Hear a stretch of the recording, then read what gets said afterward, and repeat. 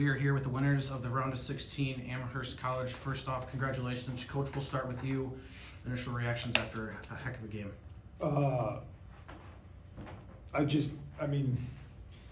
I have so much respect for Coach Mooney and that whole team because they were awesome today. And we knew they were really good. It's hard to just see on film the rhythm and the athleticism of their forwards. I thought 3 was terrific, 10, and then the kid up top, kid 34. They were all awesome. Those are 3 of the best attacking guys we played all year. And Joe's done a great job at Superior. I had the opportunity to get to know him on the national committee, for like 7 years ago I met him. And I've always had so much respect for his character and the way that he goes about his business and the way that he coaches his team. And I think that was on full display today. They were totally bought in. You can tell how much they care, and that's hard to do. That's the hardest part of this whole thing. It's creating a culture, creating a program the way that he's done is incredible. And so I just obviously pumped for us. We get the opportunity to play tomorrow. But maybe the older you get, the more you sort of feel for other teams, because that was a great game.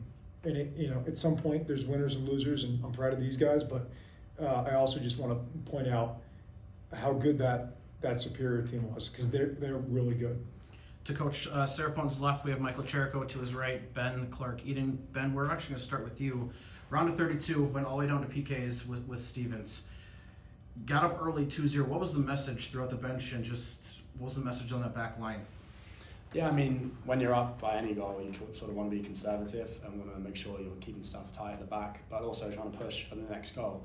And from a defensive point of view, we're disappointed to go up 2 goals and then concede and sort of bring the game back to that level playing field. But again, like Coach said, all credit to U Superior.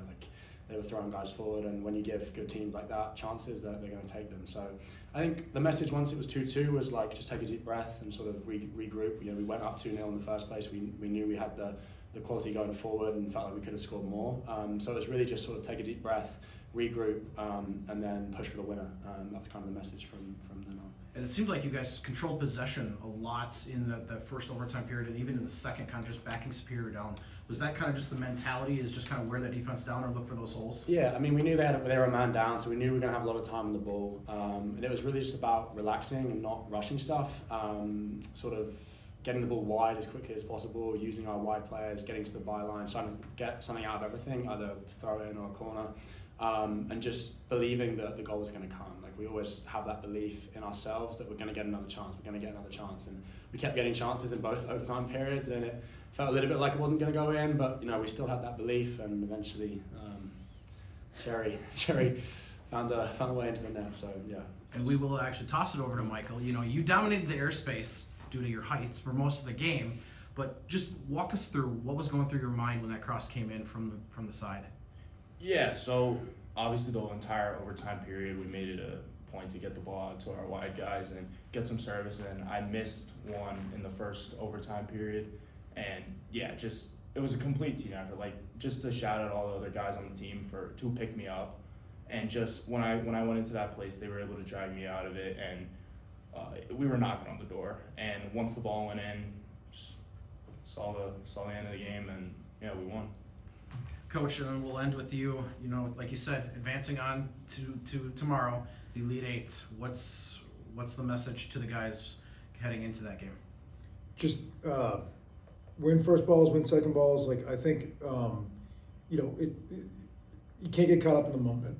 We've had the opportunity to be in this position a bunch of different times, and I think it's important to remember it's a soccer game. Right, and ultimately you have to execute, and you have to, take care of all your details. And if you do that, you give yourself a chance. It's obviously, this game coming up here, Eau Claire and Platteville, 2 of the best teams in the country, and so we know that we're the underdog. We like being the underdog.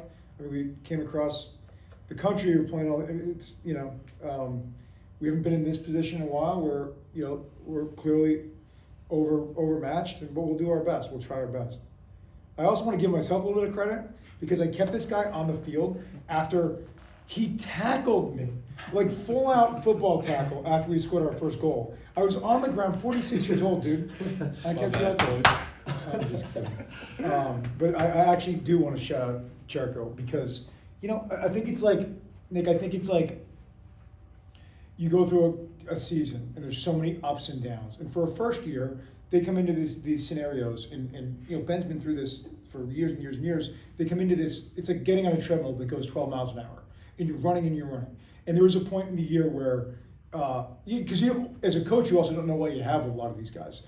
And you know, we played Williams. I think after that game, you didn't play maybe what you're capable of. That's a nice way. And all of a sudden, it became hard for you, right? And you didn't play for a bunch of games, or you played sparingly for whatever 3 weeks or whatever. And I'm telling you right now, there's not a first year in this country that's a better player than Michael Cherico. And there's definitely not a first year in this country that's more important to their team than Michael Cherico is to us.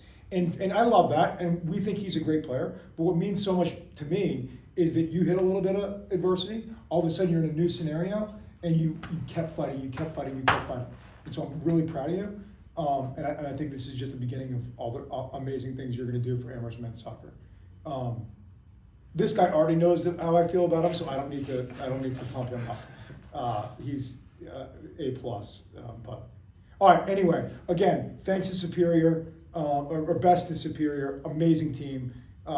They were great today, and we're just happy to be playing tomorrow.